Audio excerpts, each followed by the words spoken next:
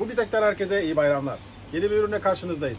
16.000 basınç gücüyle endüstriyel seviyede olan bu vakum cihazımız 6.000 mAh bataryasıyla yarım saat kesintisiz çalışmakta ve 10 adet başlı ile birlikte gelmektedir. İsterseniz çekebilirsiniz, isterseniz de üfletebilirsiniz.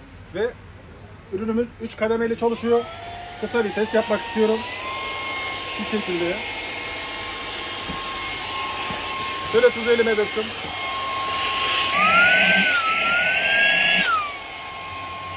Ve tuz burada birikmektedir. Herkese iyi bayramlar, iyi alışverişler.